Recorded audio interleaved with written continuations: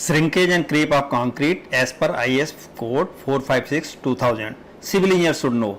यानी श्रिंकेज और क्रीप ये क्या होते हैं, इसके क्या इफेक्ट्स होते हैं, इनकी क्या वैल्यूज होती हैं कोड के हिसाब से, और इनको एग्जाम्पल के हिसाब से हम समझेंगे कि श्रिंकेज और क्रीप बड़े सिंपल लैंग्वेज में आज देखते हैं कि क्या होता है।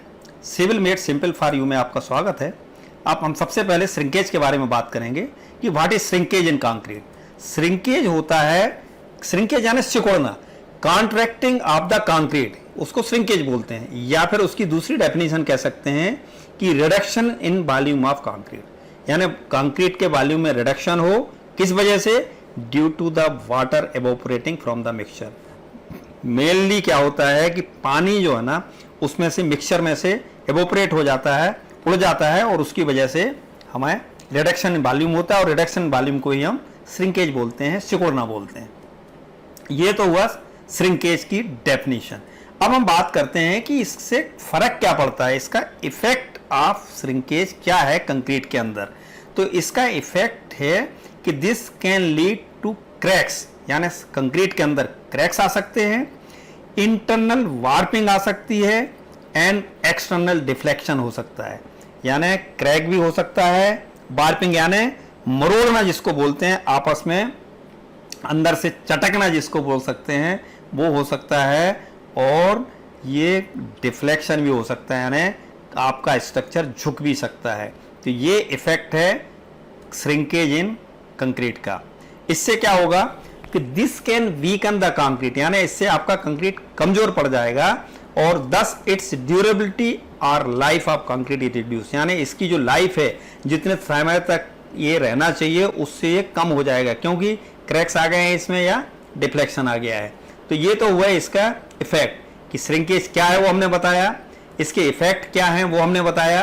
अब हम देखते हैं कि किसके टाइप कितने होते हैं, श्रिंकेज कितने टाइप का होता है। मेनली 4 टाइप होते हैं। सबसे पहला होता है प्लास्टिक श्रिंकेज, और ये सबसे मेजर श्रिंकेज होता है, जिसको बोलते हैं प्लास्टिक श्रिंकेज। प्लास्टिक श्रिंकेज कैसे होता है? Happens soon after the concrete is poured, जैसे ही आपने कंक्रीट पोर किया, कंक्रीटिंग की, और ये प्लास्टिक श्रिंकेज होना शुरू क्यों होता है कि the water evaporates and results in reduction of volume, कि जैसे क्योंकि आपने पानी मिलाया हुआ था, पानी उड़ गया, भाप बन गया, और ले जाके आपका वॉल्यूम में रिडक्शन हुआ, और वॉल्यूम में रिडक्शन हुआ तो ये प्लास्टिक श्रिंकेज हुआ। ये सबसे मेजर श्रिंकेज होता है। तो अब ये पानी उड़ने से यदि आपका श्रिंकेज हो रहा है तो आप इसको रोक भी सकते हैं। कैसे रोक सकते हैं कि this can be reduce by covering the surface with polythene sheeting immediately after it is poured. यानी आपने कंक्रीट को जैसे ही पोर किया और पॉलीथीन शीटिंग से यदि आप उसको कवर कर दो तो आप इसको थोड़ा रिड्यूस कर सकते हो प्लास्टिक श्रिंकेज को। नेक्स्ट मेजर श्रिंकेज होता है आपका, नेक्स्ट टाइप है ड्राइंग श्रिंकेज। ड्राइंग श्रिंकेज कौन सा है? Is the ever lasting process, यानी ये प्रोसेस हमेशा चलती है फॉर कंक्रीट के लिए विद इन ड्राइंग कंडीशंस, क्योंकि ये जब ड्राई होता है, कंक्रीट सूखता है, तो जब सूखने के बाद क्या होता है कि the loss of water within the gel pores of the concrete is what causes the concrete to shrink. क्योंकि कंक्रीट के अंदर जो जेल पोर्स होते हैं, जेल होते हैं, उनमें से आप पानी, पहले तो सरफेस वाटर एवोपोरेट होता है श्रिंकेज करने के लिए, जो प्लास्टिक कंडीशन में श्रिंकेज होता है वो पहले नंबर का देखा हमने। अब ये दूसरे नंबर का है, इसमें जो जेल पोर्स के अंदर का पानी है जब वो सूखना चालू होता है तो ये ड्राइंग श्रिंकेज बोलते हैं इसको। और कितना होता है? The finer the gel within the pores the more shrinkage there, यानी जितना ज़्यादा जेल फाइन होगा, बारीक फाइन जेल होगा, उतनी ही ज़्यादा इसका श्रिंकेज होगा। तो ये ड्राइंग श्रिंकेज है। मेनली 2 श्रिंकेज हैं आपके, प्लास्टिक श्रिंकेज और ड्राइंग श्रिंकेज। अब नेक्स्ट तीसरा है ऑटोजेनस श्रिंकेज। ऑटोजेनस श्रिंकेज का मतलब होता है shrinkage due to chemical reaction. Chemical reaction किस किस के बीच में? Between cement with water, cement और वाटर के बीच में भी जो केमिकल रिएक्शन होती है उसको बोलते हैं ऑटोजेनस श्रिंकेज। लेकिन ये क्या होता है कि बहुत माइनर होता है, और इस श्रिंकेज को हम इग्नोर कर देते हैं। तो ऑटोजेनस श्रिंकेज आपको थ्योरेटिकल पॉइंट ऑफ व्यू से याद रखना है, लेकिन ये कम होता है और इसको हम इग्नोर कर देते हैं। लेकिन ये कैसे होता है? Between the water and cement जो केमिकल रिएक्शन होती है। एंड लास्ट एंड फोर्थ जो श्रिंकेज है टाइप उसका है कार्बोनेशन श्रिंकेज। कार्बोनेशन का नाम ही है कार्बोनेशन, यानी कार्बन डाइऑक्साइड से श्रिंकेज होता है। कार्बन डाइऑक्साइड कहाँ से आती है? From atmosphere. और पानी और हाइड्रेटेड सीमेंट तो कंक्रीट में है ही है। तो क्या होता है कि सबसे पहले आपके क्रिस्टल बने हैं कैल्शियम हाइड्रोक्साइड से।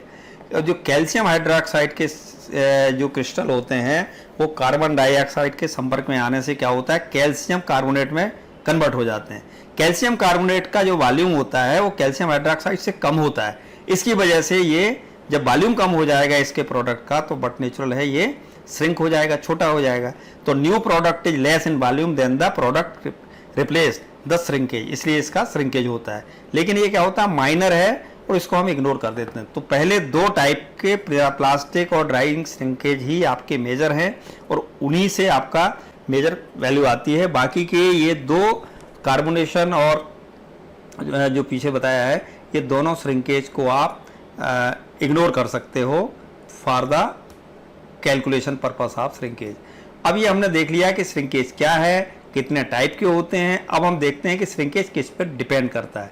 श्रिंकेज डिपेंड करता है कि कॉन्स्टिट्यूएंट्स ऑफ कंक्रीट, यानी कंक्रीट के अंदर आपने क्या क्या मिलाया हुआ है, कि उसके कंक्रीट के अंदर आपके क्या कॉन्स्टिट्यूएंट्स हैं। जैसे आपने क्या पानी मिलाया हुआ है, क्या आपका एग्रीगेट मिलाया हुआ है, तो उस सब चीज़ों के ऊपर आपका श्रिंकेज डिपेंड करेगा। Types and shapes and hardness of coarse aggregate, यानी जो कोर्स एग्रीगेट है उसके क्या टाइप है, उसका शेप क्या है और उसकी हार्डनेस क्या है, इन तीनों चीज़ों पे यानी मेनली क्या डिपेंड कर रहा है कि एग्रीगेट के प्रॉपर्टीज़ के ऊपर ये श्रिंकेज आपका डिपेंड कर रहा है। दूसरा क्या बोल रहा है? Size of the member. Size of the member क्या है उसके ऊपर भी ये डिपेंड करता है, यानी कंक्रीट का मेंबर जिसको आप बना रहे हो, जिसकी आपने कंक्रीटिंग किया, आरसीसी की है।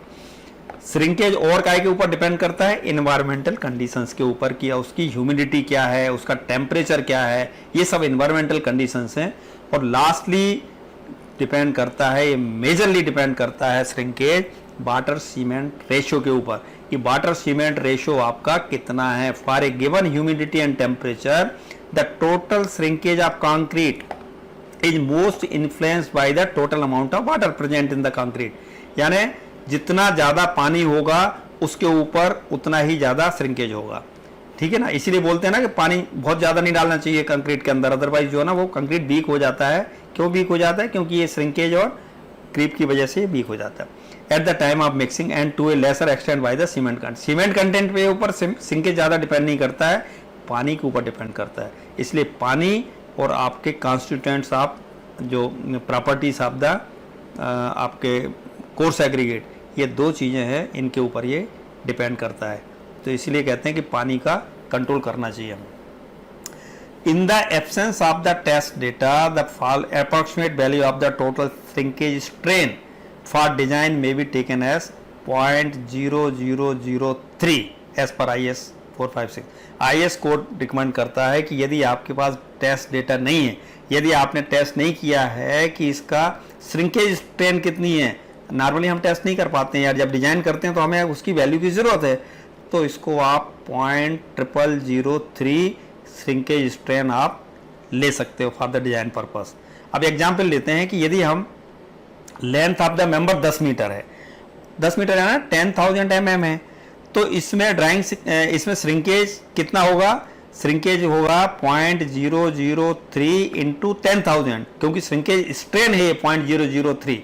इसको मल्टीप्लाई करेंगे हम लेंथ से, तब जाके हमें ये श्रिंकेज पता लगेगा 3 mm, यानी 3 mm तक का वो सिकुड़ जाएगा 10 मीटर का मेंबर। 10 मीटर का मेंबर 3 mm सिकुड़ने का मतलब 3 mm का वहाँ क्रैक भी डेवलप हो सकता है, यदि आपने उसके लिए कोई प्रॉपर बंदोबस्त नहीं किया है, स्टील वगैरह प्रोवाइड नहीं किया है। ये तो था श्रिंकेज के बारे में कि श्रिंकेज क्या होता है, उसकी डेफिनीशन क्या है, उसके टाइप्स क्या हैं, वो किस चीज़ के ऊपर डिपेंड करता है और कैसे कैलकुलेट करते हैं। अब हम बात करते हैं क्रीप की।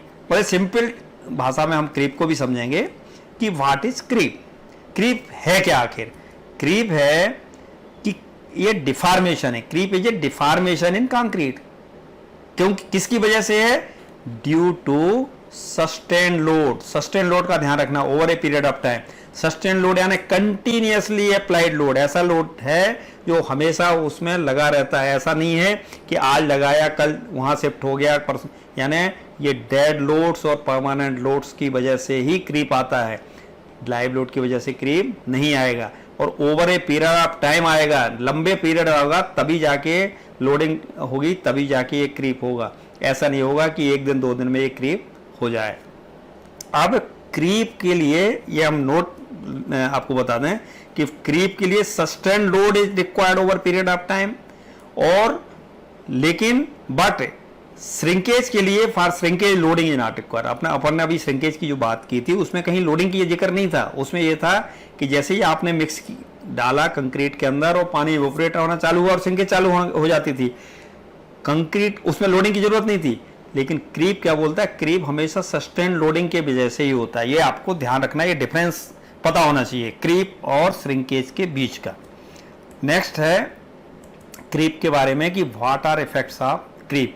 जैसे हमने इफेक्ट्स ऑफ श्रिंकेज देखे थे, अब इफेक्ट्स ऑफ क्रीप देखते हैं कि व्हाट आर द इफेक्ट्स। क्या करता है क्रीप कि एक्सेसिव डिफ्लेक्शंस, क्रीप की वजह से क्या हो जाएगा, डिफ्लेक्शंस ज़्यादा आ जाएंगे, क्योंकि ये आपको डिफॉर्मेशंस हो रहे हैं, डिफॉर्मेशंस की वजह से वो अपनी जगह छोड़ रहा है तो वो डिफ्लेक्शन हो जाएगा। ऑफन विथ क्रैकिंग, जब डिफ्लेक्शन ज़्यादा होगा तो क्रैकिंग हो जाएगी। बट नेचुरल जब आपका कोई भी स्ट्रक्चर का कंपोनेंट डिफ्लेक्ट होगा तो बट नेचुरल है कि उसमें क्रैक आने की चांसेस ज़्यादा है, particularly in large spans. In cylinder structure, cylinder यानी लंबे स्ट्रक्चर्स में क्या होता है, कीप में कास्ट कोलैप्स, यानी नीचे भी आ सकता है, गिर भी सकता है आपका स्ट्रक्चर, ये लंबा स्ट्रक्चर है क्रीप की वजह से, due to long term instability, long term में इनस्टेबल होकर गिर भी जा सकता है, कोलैप्स हो सकता है। Creep and shrinkage can cause a major loss of prestress.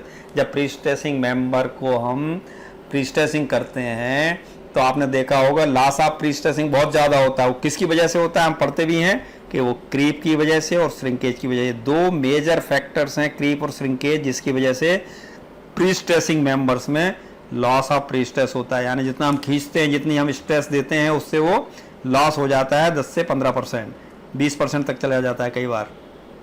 तो अब हम क्रीप कोफिशिएंट की बात करेंगे कि क्रीप कोफिशिएंट कोड ने कितना दिया है कि यदि एज एट लोडिंग यानी 7 दिन के अंदर यदि आपने लोडिंग कर दी और परमानेंटली लोड कर दिया तो क्रीप कोफिशिएंट होगा 2। 28 दिन के अंदर यदि आपने लोडिंग दी है तो क्रीप कोफिशिएंट होगा 1.6, और 1 साल के बाद यदि आपने परमानेंट लोडिंग की है तो इसका आएगा 1.1। अब हम देखते हैं कि क्रीप कोफिशिएंट जो है ना, एक पहले नोट पढ़ लेते हैं फिर क्रीप कोफिशिएंट बताएंगे कि क्या होता है कि the ultimate creep strain estimated as described above does not include the elastic strain, यानी इलास्टिक स्ट्रेन जो इसमें इंक्लूड नहीं है, ये अल्टीमेट क्रीप स्ट्रेन के अंदर इलास्टिक स्ट्रेन इंक्लूड नहीं है। अब अल्टीमेट क्रीप स्ट्रेन की जगह जरूरत कहाँ पड़ रही है, देखिए creep coefficient is equal to ultimate creep strain divided by elastic strain at the time of loading, at the age of loading. यानी अल्टीमेट क्रीप स्ट्रेन जो भी है, अल्टीमेट क्रीप स्ट्रेन जितनी भी आने वाली है मैक्सिमम, उसको डिवाइड करोगे आप elastic strain at the age of loading. Elastic strain जो भी हो तो जो वैल्यू आएगी वो 2 आ सकती है, 1.6 आ सकती है, 1.1 आ सकती है, या जो भी डिफरेंट वैल्यू उसको हम क्रीप कोफिशिएंट कहेंगे। इसको हम एक और इजीली एक एग्जांपल से समझते हैं कि जैसे मान लीजिए एक क्रीप कोफिशिएंट आपको दिया है, creep coefficient is equal to 2 है आफ्टर 7 डेज, जैसे हमने पिछले उसमें देखा कि 7 दिन के बाद यदि क्रीप कोफिशिएंट 2 दिया है, then what shall be the ultimate creep strain in a member if elastic strain is 0.004। यानी इलास्टिक स्ट्रेन शुरुआत में इलास्टिक स्ट्रेन यदि हमने नापा और उसका 0.0004 है तो अल्टीमेट क्रीप स्ट्रेन कितना हो जाएगा। अब आप देखिए क्रीप कोफिशिएंट था हमारा ultimate creep strain divided by elastic creep strain, तो अल्टीमेट क्रीप स्ट्रेन हमें निकालना है।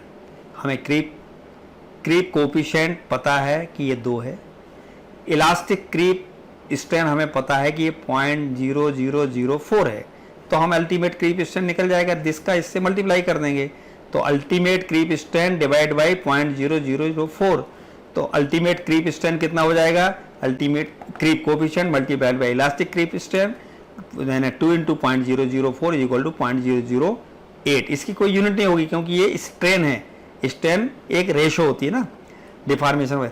तो means whatever is the initial change in length shall double over a period of time under sustain loading, यानी शुरुआत में यदि इसकी स्ट्रेंथ 0.0004 है तो अल्टीमेटली ये 0.0008 हो जाएगी, डबल हो जाएगी। यानी 7 दिन की एज ऑफ लोडिंग में यदि इसका 0.0004 हमें मिला है इलास्टिक स्ट्रेन, तो ये हो जाएगा अल्टीमेट स्ट्रेन डबल। इस तरह से हमें ये क्रीप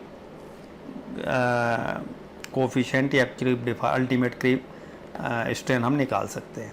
तो ये था आपका श्रिंकेज, श्रिंकेज के टाइप, डेफिनीशन, उसके प्रकार, इसी तरह से क्रीप, क्रीप की डेफिनीशन, क्रीप के इफेक्ट्स और creep coefficient. Thank you very much. ये आपको याद रखने चाहिए, बड़े सिंपल तरीके से मैंने बताने की कोशिश की है।